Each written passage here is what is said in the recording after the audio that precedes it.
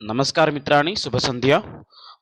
पुनः कियत् दिवसात् परं पुनः वयमेव शिक्षण अभिरुचिसम्पर्के एव चर्चां कुर्मः।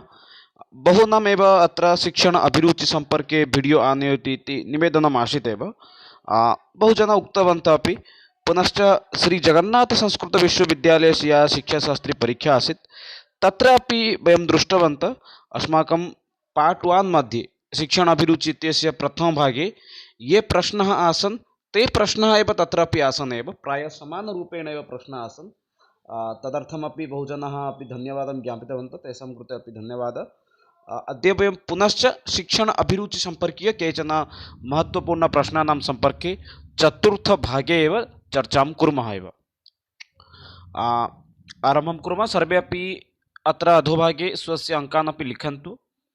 प्रथमप्रश्नः अस्ति, सामाजिकगुणविकासाय विद्यालयम् आवश्यकम्। सामाजिकगुणस्य विकासार्थं विद्यालयं कीदृशम् आवश्यकम् अथवा विद्यालयं कीदृशं सहायतां करोति।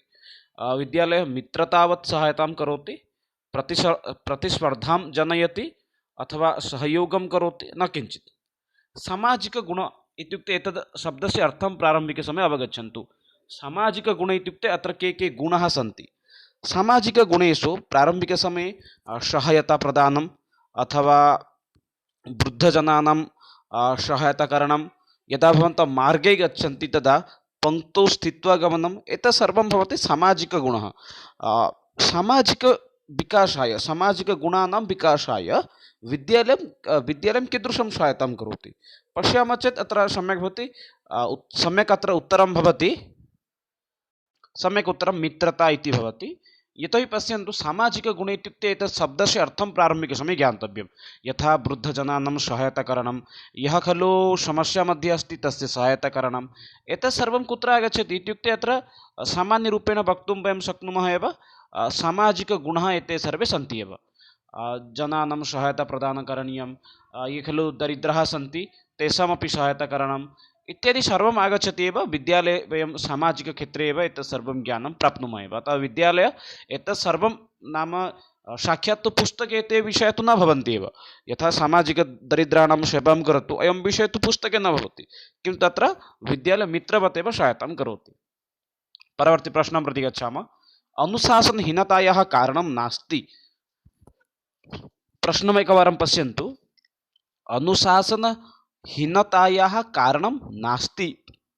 आर्थिकदुर्बलता, नैतिकशिक्षायाः अभावः, अध्यापकेषु नेतृत्वशक्तेः अभावः, शिक्षकाणां कार्यकुशलता। एतेषु किं भवति?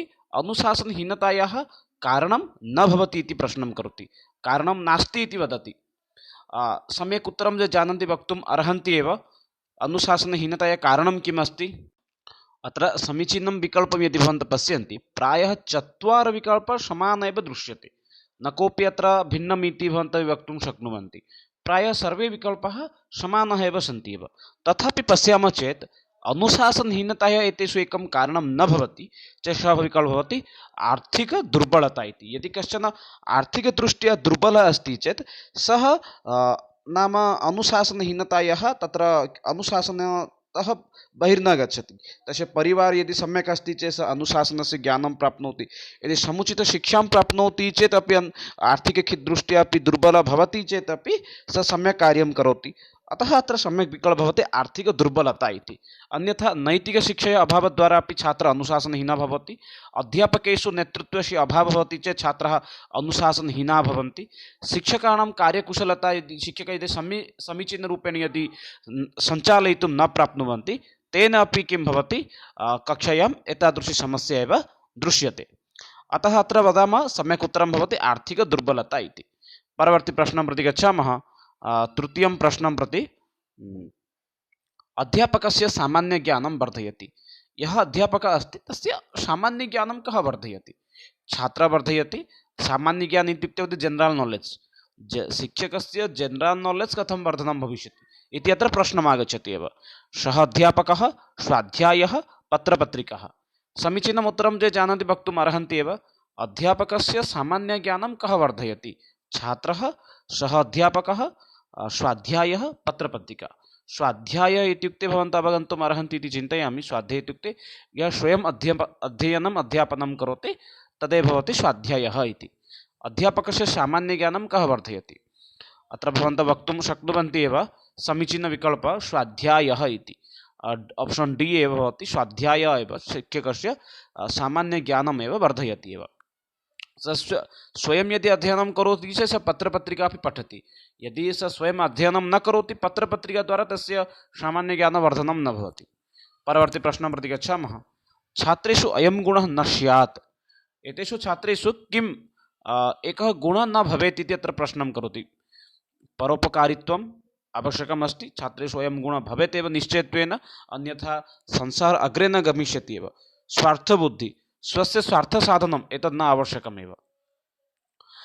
समूहसञ्चालनं, नेतृत्व समूहसञ्चालनम् इत्युक्ते एकं गणं नीत्वा अग्रे कार्यकरणम्, एतत् तु आवश्यकम् अस्ति एव। न कोऽपि अयं विकल्पः न भवति एव। अतः पश्यामः चेत् तत्र समीचीनविकल्पः भवति। छात्रेषु अयं गुणः न स्यात्, कदापि न भवेत्, तद् भवति स्वार्थबुद्धिः। स्वस्य स्वार्थाय कदापि यदि कदापि कार्यं न करणीयं। यदि छात्रः स्वस्वार्थाय यदि कार्यं सर्वदा करोति, स्वस्वार्थबुद्धिनिमित्तं यदि कार्यं करोति, तेन तस्य हानिः भवति। अस्तु, अग्रे परवर्ती प्रश्नं प्रति गच्छामः एव। परवर्ती पञ्चमः प्रश्नः अस्ति। मनोविज्ञानिकानां मनोविज्ञानम् अनुगुणं शिक्षा भवति। मनोविज्ञान अनुसारं शिक्षा का अस्ति? विषयकेन्द्रिता, बालकेन्द्रिता, शिक्षककेन्द्रिता, प्रशासनाधीना। एवं प्रकारेण चत्वारि विकल्पाः सन्ति एव। मनोविज्ञान अनुगुणं शिक्षा का अस्ति इति। विषयकेन्द्रिता, बालकेन्द्रिता, शिक्षककेन्द्रिता, प्रशासनाधीना। मनोविज्ञान शिक्षा मनोविज्ञानं तु जानन्ति एव। शिक्षा मनोविज्ञान अनुगुणं शिक्षा कीदृशी अस्ति? शिक्षा एतावत्पर्यन्तं एन्ईपी पर्यन्तं शिक्षा मुख्यतः त्रिविधा अस्ति एव। पूर्वं प्रारम्भिकसमये आसीत् शिक्षककेन्द्रिता इति। शिक्षककेन्द्रिता मध्ये किम् आसीत्? तत्र शिक्षकः पाठयति, छात्रः शृणोति। शिक्षकः यद्यद् वदति तदेव छात्रः शृणोति। तत्र शिक्षकस्य एव अधिकं प्राधान्यमेव आसीत्। अतः प्रारम्भिकसमये आसीत् टीचर सेण्टर् इत्युक्ते शिक्षक अधीन अथवा शिक्षककेन्द्रिता शिक्षा। तत्र शिक्षकस्य एव महत्त्वम् आसीत्। शिक्षकः यद् वदति स्म तदेव चलति स्म। तदुपरान्तं किम् आसीत्? अनन्तरम् आसीत् बालकेन्द्रिता इति। बालकेन्द्रिता इत्युक्ते छात्राणाम् अनुगुणम् एव शिक्षादानं प्रचलति एव, तदेव भवति बालकेन्द्रिता इति। अन्यमपि तस्य नाम भवति मनोवैज्ञानिक अनुगुणमपि। अतः अनन्तरम् आसीत् स्टूडेण्ट् सेण्टर् इति, इत्युक्ते छात्रानुगुणं, छात्रकेन्द्रितशिक्षा। साम्प्रतिकसमये यदि पश्यामः चेत् इदानीं चलति विषयकेन्द्रितं। विषये यदस्ति विषयस्य महत्त्वं भवति, छात्रस्य महत्त्वं भवति, शिक्षकस्य महत्त्वं भवति। अत्र सर्वेषां महत्त्वं भवति। इदानीं विषयकेन्द्रिता चलति। अस्तु, अत्र पश्यामः चेत् समीचीनविकल्पः किं भवति? अत्र समीचीनविकल्पः भवति द्वितीयविकल्पः एव। मनोविज्ञान अनुगुणं शिक्षा भवति छात्रकेन्द्रिता अथवा बालकेन्द्रिता, यद्वयं स्टूडेण्ट् सेण्टर् इति वदामः एव। परवर्ती प्रश्नं प्रति गच्छामः। उपनयनसंस्कारेण छात्रः कथ्यते। यदा उपनयनसंस्कारः भवति तदा छात्रः किं कथ्यते? गृहस्थः, ब्रह्मचारी, गुरु अथवा द्विजः। एतदर्थम् एकं श्लोकः अस्ति एव, श्रावयामि, श्लोकं श्रावयामि। जन्मना जायते शूद्र, उपनयनात् भवेत् द्विजः, वेद अध्ययनात् भवेत् विप्र, ब्रह्मं जानत् इति ब्राह्मणः। इत्युक्ते ब्राह्मण इति शब्दस्य का आख्या अस्ति, ब्राह्मण इति शब्दस्य को अभिप्रायः अस्ति, तदेव एतत् श्लोकमेव बोधयति। अत्र वदति किम्? उपनयनसंस्कार इत्युक्ते व्रतोपनयन, व्रतोपनयनात् किं भवति? सः छात्रः द्विजः इति उच्यते। द्विजः इत्युक्ते द्वितीयजन्मं प्राप्नोति। जन्मात् सः शूद्रः भवति एव। परवर्ती समये सः किं भवति? यदा तस्य उपनयनसंस्कारः भवति तदा सः द्विजः इति उच्यते एव। अग्रे पश्यामः, परवर्ती प्रश्नं प्रति गच्छामः। अत्र समीचीनविकल्पः भवति एव, घ विकल्पः द्विजः इति। परवर्ती अस्ति उपसम्पादसंस्कारः भवति। उपसम्पादसंस्कारः भवति। कस्मिन् धर्मे उपसम्पादसंस्कारः भवति? वैदिकधर्मे, जैनधर्मे, बौद्धधर्मे न ज्ञायते। न ज्ञायते यदि भवान् यदि क्लिक् करोति चेत् अथवा चयनं करोति चेत् तत्र भवान् परीक्षार्थं किमर्थम् आगच्छति इति सः कदाचित् चिन्तयति। अत्र उपसम्पादसंस्कारः किमर्थम् अस्ति, कस्मिन् धर्मे अस्ति इति प्रश्नं करोति। अत्र समीचीनं विकल्पं ये जानन्ति वदन्तु एव, उपसम्पादसंस्कारः कुत्र भवति इति। अत्र पश्यामः चेत् यथा वैदिकधर्मे उपनयनकर्म अस्ति, उपनयनसंस्कारः भवति, तद्वदेव बौद्धधर्मे उपसम्पादसंस्कारः भवति।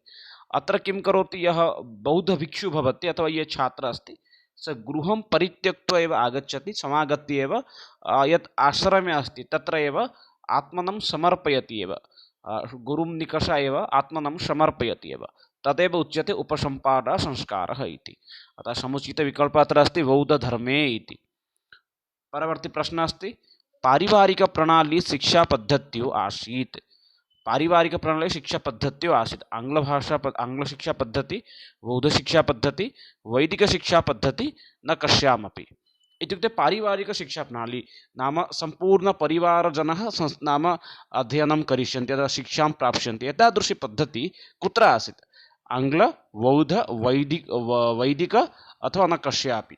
पश्यामः चेत् अत्र समुचितविकल्पः भवति वैदिकधर्मे, वैदिकशिक्षापद्धत्यामेव पारिवारिकप्रणाली अथवा पारिवारिकशिक्षापद्धतिः अपि आसीत् एव। अतः समुचितविकल्पः तृतीयविकल्पः भवति। परवर्ती प्रश्नं प्रति गच्छामः। समाजे शिक्षकस्य स्थानम् उन्नतम् अस्ति धनात्, ज्ञानात्, सामाजिकत्वात्, नागरिकं निर्मातृत्वात्। एव अत्र प्रश्नं करोति अथवा वदति समाजे शिक्षकस्य स्थानम् उन्नतम् अस्ति, किमर्थम् अस्ति इति अत्र प्रश्नं करोति। धनकारणात् शिक्षकः अतीव धनिकः अस्ति, तस्मात् कारणात् सः तस्य शिक्षकस्य स्थानम् उन्नतम् अस्ति, अथवा ज्ञानात् सः अत्यन्तं ज्ञानी अस्ति, एतस्मात् कारणात् तस्य स्थानम् उन्नतम् अस्ति, अथवा सामाजिकत्वात् सः एकं सामाजिकनागरिकम् अस्ति तदर्थम् अस्ति, अथवा निर्मातृत्वात् इत्युक्ते नागरिकाणां निर्माणं करोति तदर्थम् अस्ति। अत्यन्तं सरलः एव, सर्वेपि वक्तुं पारयन्ति एव एतस्य उत्तरं। पश्यामः चेत् तत्र समीचीनम् उत्तरं भवति चतुर्थविकल्पः नागरिकनिर्मातृत्वात् एव। न कोऽपि शिक्षकः जानाति यदा एकः बालः लघु अस्ति सः भाविनिकाले किं भविष्यति इति। यथा इदानीन्तन भारतस्य या राष्ट्रपतिः अस्ति मुर्मु महोदयः, द्रौपदी मुर्मु, तस्य शिक्षकः अपि बाल्यकाले न जानाति स्म सा अग्रे गत्वा किं भारतस्य राष्ट्रपतिः भविष्यति इति। किन्तु पश्यामः चेत् अत्र किम् अस्ति, नागरिकाणां निर्माणं करोति, तस्मात् कारणात् शिक्षकस्य स्थानम् उन्नतम् एव भवति।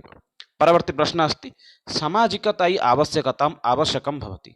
सामाजिकता आवश्यकं किमर्थम् अस्ति? बुद्धिकारणात्, मूर्खताकारणात्, व्यावहारिककारणात् न ज्ञायते। पश्यामः चेत् सामाजिकतां किमर्थम् आवश्यकम् अस्ति? सामाजिकता व्यवहारकारणात् एव आवश्यकं भवति। व्यवहार, सामाजिकता इत्युक्ते किं? सहायताकरणं, अन्येषां सहायताप्रदानम्, अथवा वृद्धजनानां सहायताकरणं, दरिद्राणां कृते साहाय्यं करणं, गृहे ये वृद्धजनाः सन्ति, पितामहः मातामहः, तेषां सेवा करणीयम्, एतत् सर्वमेव भवति सामाजिककार्यमेव। एतत् सामाजिकतां किमर्थम् आवश्यकम् अस्ति? सामाजिकताम् आवश्यकं भवति व्यवहारनिमित्तं, व्यवहारिकतायाः एव आवश्यकार्थमेव सामाजिकमेव आवश्यकं भवति एव। परवर्ती प्रश्नमस्ति माध्यमिकशिक्षा आयोगस्य अध्यक्षः, अत्यन्तं महत्त्वपूर्णं प्रश्नमस्ति एव। माध्यमिकशिक्षा आयोगस्य अध्यक्षकः A.N. बक्षुः, K.S. Shrimali, Rabindranath Tagore, A.L. मुदालियर्। पश्यामः चेत् अत्र समुचित उत्तरं भवति एव माध्यमिकशिक्षा आयोगस्य अन्य नाम भवति एव मुदालियर् आयोगः। यः खलु 1952 तमे वर्षे एव समागच्छति एव, अतः 5 एव अस्ति। माध्यमिकशिक्षा आयोगस्य अध्यक्षः कः भवति? डॉक्टर एस् मुदालियर् एव तस्य आयोगस्य एव मुख्य एव भवति। माध्यमिकशिक्षा आयोगस्य अन्य नाम अपि कदाचित् प्रश्नः भवितुम् अर्हति, तत्र समुचित उत्तरं भवति मुदालियर् आयोगः इति। माध्यमिकशिक्षा आयोगस्य अन्य नाम मुदालियर् आयोगः। परवर्ती प्रश्नः अस्ति पुनरेकवारं विद्यालय नाम आयोगसन्दर्भे अहं स्वतन्त्रं वीडियो निर्मितवान् एव, तदपि गत्वा भवन्तः द्रष्टुम् अर्हन्ति एव। विश्वविद्यालयशिक्षा आयोगस्य अध्यक्षः कः आसीत्? इदानीन्तन विश्वविद्यालयशिक्षा आयोगस्य अत्र प्रश्नं नास्ति, अस्ति प्रारम्भिकसमये यः खलु विश्वविद्यालय आयोगः आसीत् तस्य अध्यक्षः कः आसीत्? मुदालियर्, डॉक्टर राधाकृष्णन्, डॉक्टर राजेन्द्र प्रसादः, जवाहरलाल नेहरू। मुदालियर् आसीत् माध्यमिकशिक्षा आयोगस्य, अतः अत्र न भवति।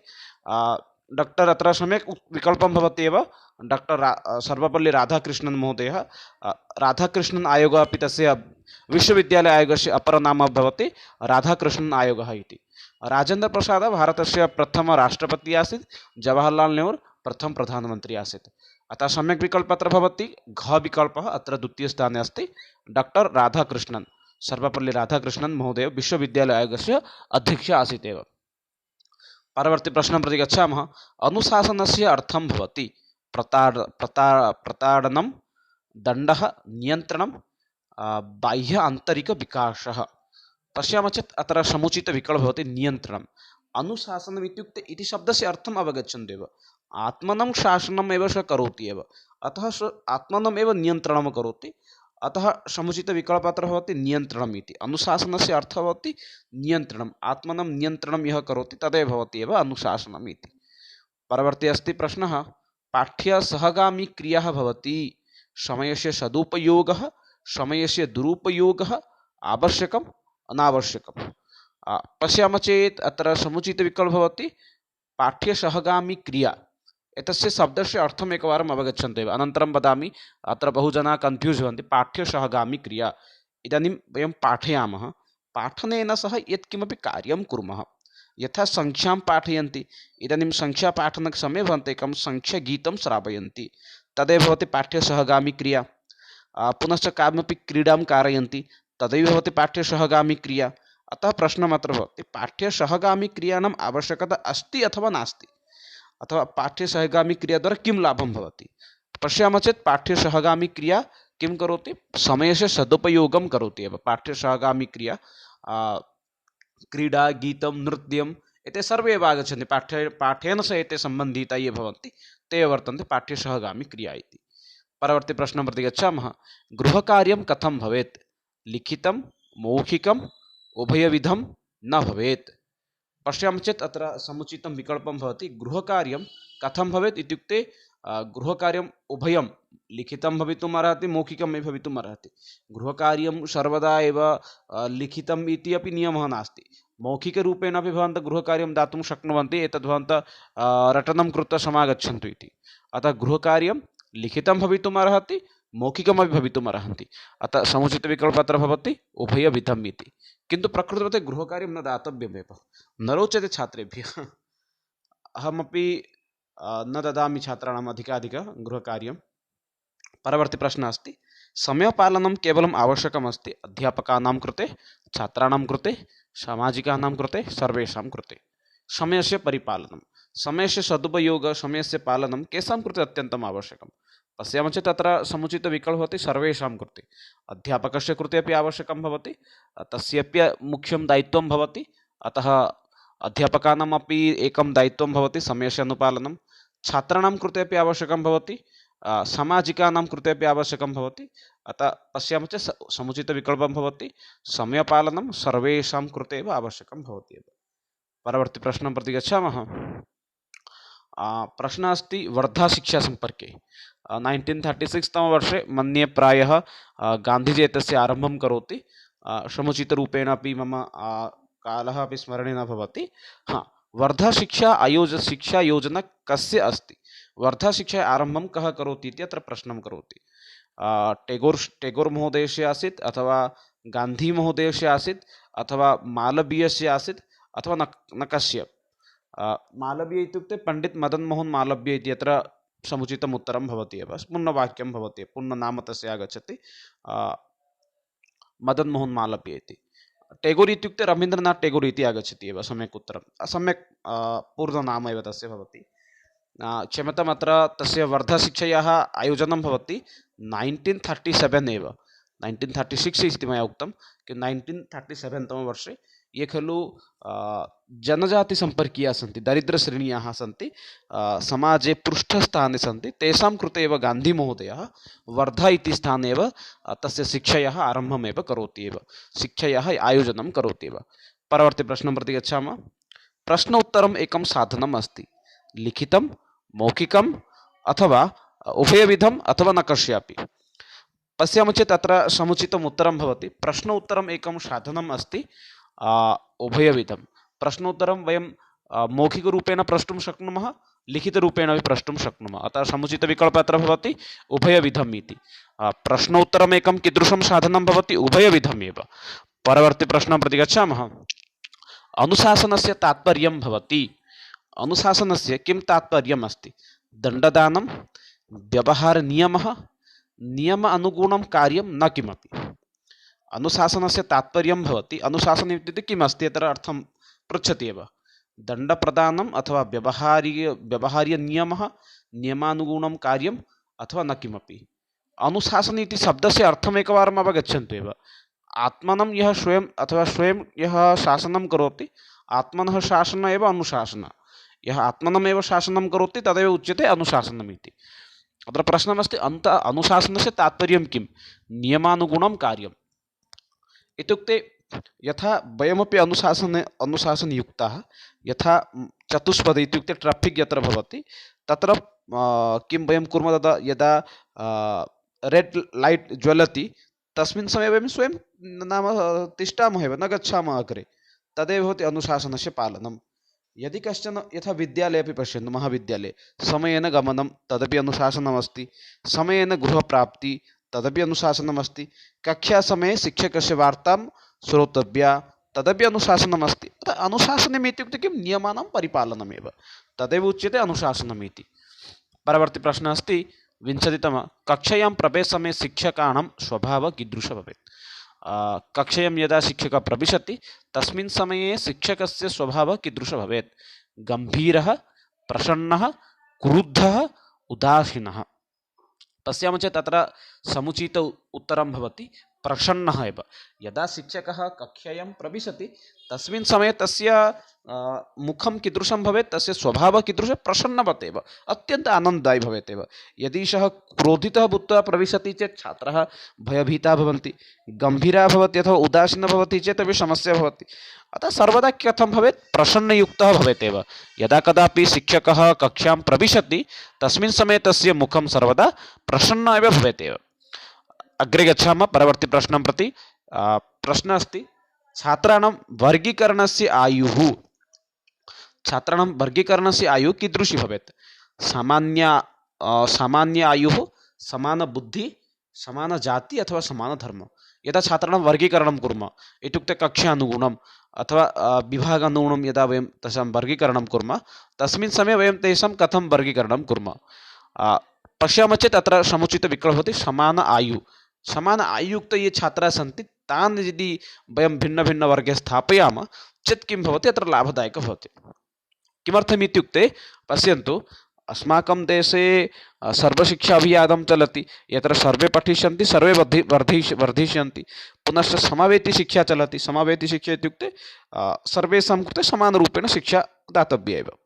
अतः यदि कश्चन नाम कस्मिंश्चित् कक्षायां कस्याचित् कक्षायां किं भवति, एकः बालकः भवति यः खलु 17 आयुयुक्तः अस्ति, अपरः कश्चन 25 आयुयुक्तः अस्ति।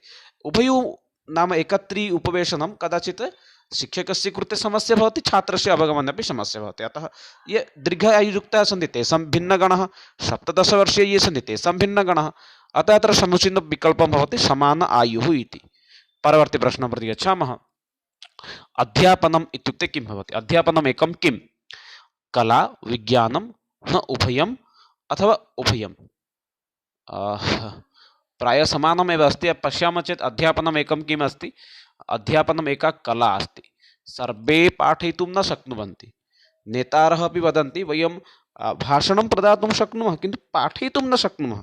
अतः अध्यापनं किम् अस्ति? एका कला अस्ति। यथा सर्वे नृत्यं कर्तुं न शक्नुवन्ति, सर्वे गीतं गातुं न शक्नुवन्ति, तद्वदेव सर्वे अपि अध्यापयितुमपि न शक्नुवन्ति। अतः अध्यापनम् एकं किम् अस्ति? एका कला अस्ति। परवर्ती प्रश्नं प्रति गच्छामः। विद्यालयस्य घटी। घटी इत्युक्ते अवगच्छन्ति, यदा समयः भवति तदा टिङ् टिङ् टिङ् टिङ् इति तत्र ध्वनिः आगच्छति। विद्यालयस्य घटी का? प्रधानाध्यापकः, समयसारणी, परीक्षा, पाठ्यक्रमः। समीचीनं विकल्पं ये जानन्ति वक्तुम् अर्हन्ति एव। विद्यालयस्य घटी कः भवति? पश्यामः चेत् अत्र समुचितविकल्पः भवति समयसारणी एव। यदा समयसारण्यां समयः भवति, प्रथमकक्षा समाप्ता इति समयसारिणीमध्ये समयः निर्धारितः भवति, तस्मिन् समये एव घटी चलति एव। अतः समुचितविकल्पः अत्र भवति समयसारणी इति। विद्यालयस्य घटिका इत्युक्ते समयसारणी एव समुचितविकल्पः भवति एव। परवर्ती प्रश्नं प्रति गच्छामः। विद्यालयस्य स्थानं ग्रामाद् बहिः, ग्राममध्ये, ग्रामात् दूरे, ग्रामात् बहिः नातिदूरे। भवन्तः स्वयमपि विद्यालयानां स्थानं पश्यन्तु। विद्यालयाः कुत्र भवन्ति? टौन् मध्ये अथवा ग्राममध्ये भवति वा? न। इदानीं प्रैवेट् विद्यालये तथा भवन्ति, टौन् मध्ये भवन्ति साक्षात्। किन्तु ग्रामीणस्तरं गत्वा भवन्तः पश्यन्तु, विद्यालयाः कुत्र भवन्ति? ग्रामात् अन्ते, ग्रामस्य अन्ते भवन्ति, न तु ग्रामे एव, ग्राममध्ये। अतः सम्यक् विकल्पं यदि पश्यामः चेत् अत्र समुचितविकल्पः भवति ग्राममध्ये न भवेत्, ग्रामात् बहिः भवितुम् अर्हति, किन्तु बहु दूरे अपि न, ग्रामात् दूरे अपि न।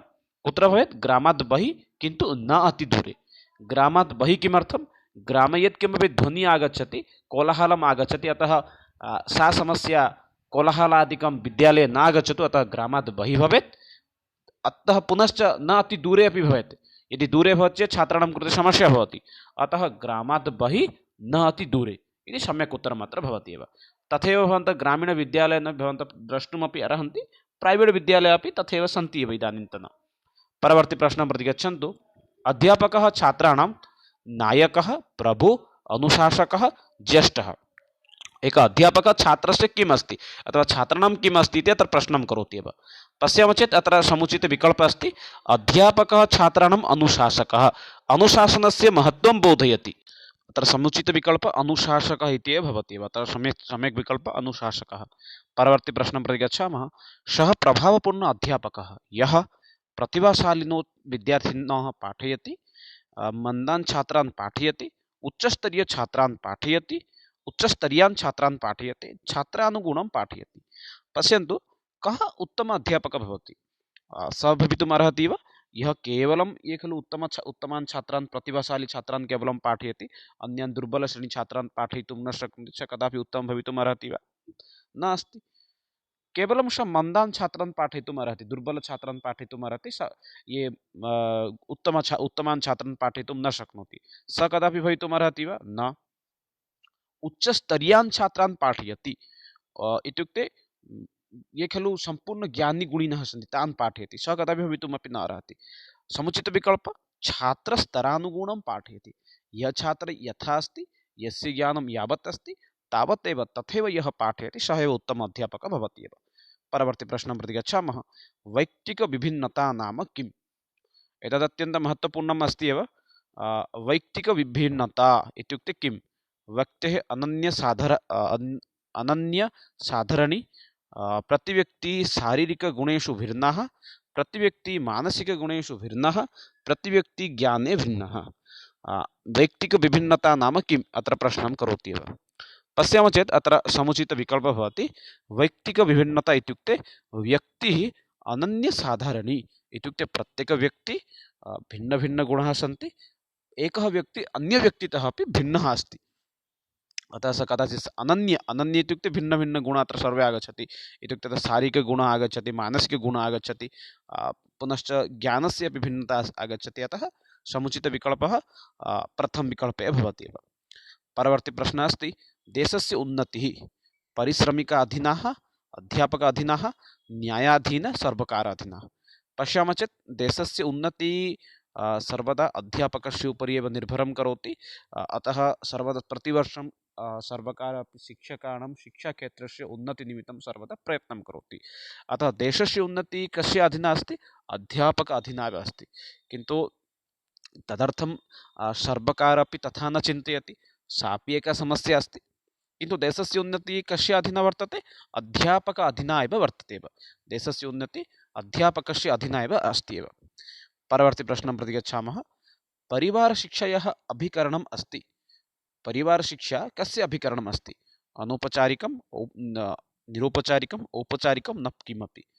पूर्वं बहुवारम् एतस्मिन् विषये उक्तवान् एव। शिक्षा त्रिविधं भवति। एकमस्ति औपचारिकं, यथा विद्यालयः, महाविद्यालयः, गृहशिक्षा, एतत् सर्वं भवति एव औपचारिकम् इति। तदुपरान्त् आगच्छति एव अनौपचारिकम्। अनौपचारिकं किमस्ति नाम तत्र विद्यालय निर्दिष्टशिक्षानुष्ठानं परित्यज्य एव, यथा तत्र के भवितुम् अर्हन्ति? गृहं भवितुम् अर्हति, दूरवाणीतः या शिक्षा वयं प्राप्नुमः, दूरदर्शनात् यां शिक्षां वयं प्राप्नुमः, एतत् सर्वम् आगच्छति एव अनौपचारिक इति। अतः परिवारः अपि अनौपचारिकस्य कश्चन अंशः भवति एव। क्षम्यताम्, अत्र परिवारः इत्येव कश्चन अंशः भवति एव। अनन्तरं निरुपचारिक इत्युक्ते यत् खलु डिस्टेन्स् एजुकेशन् अस्ति एतत् सर्वमेव निरुपचारिकशिक्षायाः अंशः भवति। अस्तु, अत्र प्रश्ने वयं भवामः, अग्रे अन्यत्र न गच्छामः। परिवारशिक्षया अभिकरणमस्ति अनौपचारिकम् इति। परवर्ती प्रश्नं प्रति गच्छामः। अन्तिमं प्रश्नमस्ति, शिक्षणे अनेकाः क्रियाः समान्विताः सन्ति, एतत् किम् अस्ति? सत्यम्, असत्यम्, आंशिकं, न किमपि। शिक्षणमध्ये वयं पश्यामः चेत् अनेकाः क्रियाः सन्ति एव। तत्र गीतमस्ति, तत्र नृत्यमस्ति, तत्र भिन्नभिन्नक्रियाकलापाः भवन्ति, क्रीडाः अपि अस्ति, सामाजिकगुणान् अपि वयं प्राप्नुमः। अतः शिक्षणे अनेकक्रियाः समन्विताः सन्ति, एतत् वाक्यं सत्यमेव भवति एव। मित्राणि, एतद् अद्यतनसत्रमासीत्, यत्र वयं 30 प्रश्नानां विषये चर्चां कृतवन्तः शिक्षण अभिरुचिसम्पर्के। पुनश्च मिलामः अग्रिमसत्रे, तत्र इतोपि शिक्षण अभिरुचिसम्पर्के चर्चयामः। तावत्पर्यन्तं विरमामि। जयतु भारतं, वदतु संस्कृतं, वन्दे मातरम्। धन्यवादः मित्राणि, नमस्कारः, पुनः मिलामः।